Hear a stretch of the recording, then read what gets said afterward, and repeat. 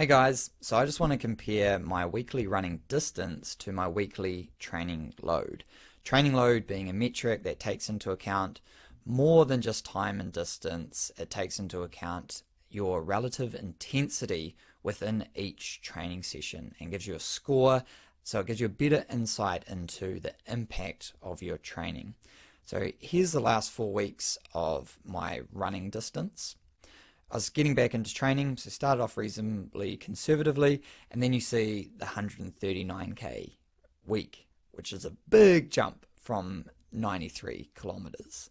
And this happened because I went for a 50 odd k run with a friend of mine, something I really wanted to do, and it was completed at 60% of my threshold, which is well within my limits. As a reference, I did a 100k run at 72% of my threshold.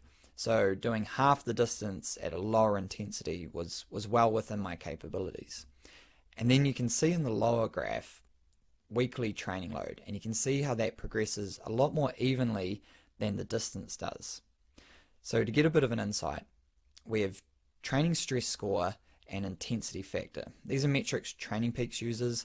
There's other ways to measure training load, but this is what I use.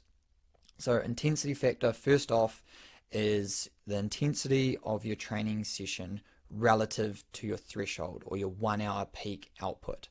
So if you have an intensity factor of 0.8, that is 80% of your threshold.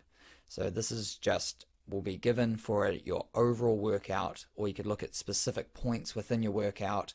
But for now, we'll just say overall workout, you get a score of 0.8, intensity factor of 0.8. That means the overall workout was at 80% average of your 1 hour peak output. So we got that, and then we use training stress score or TSS, and that takes into account two key sort of metrics. That's the duration of your workout, so let's say 1 hour, and then it takes into account how hard the workout was, the intensity factor. So with this example, you've got a 1 hour peak threshold of 200 watts. Now this could be anything. It could be minutes per mile, minutes per kilometer, swimming speed, whatever it is. So you got your peak output for 1 hour.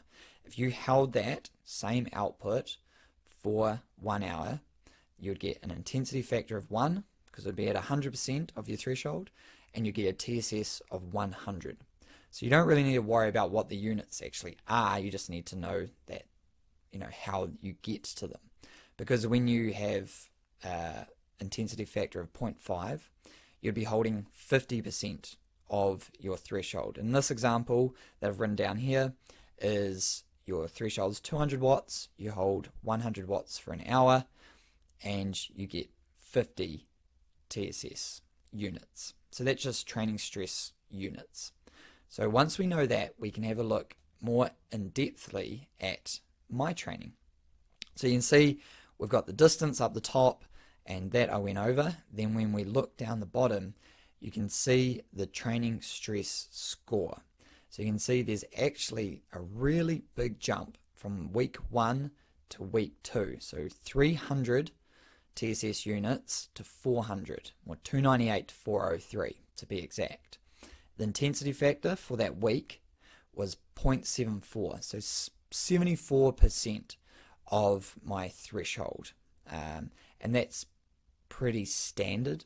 Then in the third week, that was a week I trained way too hard, and you can see this because I only increased my distance by 10 kilometers, which is very little, but then in terms of my TSS, it increased by almost 100 units, and my intensity factor went up by 0.06.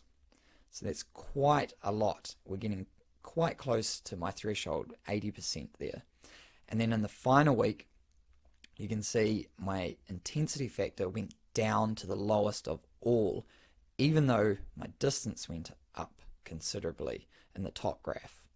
So when we look at that as percentages, you can see although in the final week in distance, I had a 47% increase in distance, it still was definitely too much, a 30% increase in training stress score or training load. Whereas you go look back at the start, I had a 40% increase in distance in the first week to the second week, and a 35% increase from first week to second week in terms of training load. And then those middle weeks, 12% versus 23%, almost half. So in distance, it looks like I didn't do a lot. And then in training stress score between weeks 2 and 3, you can see that there was a significant impact there.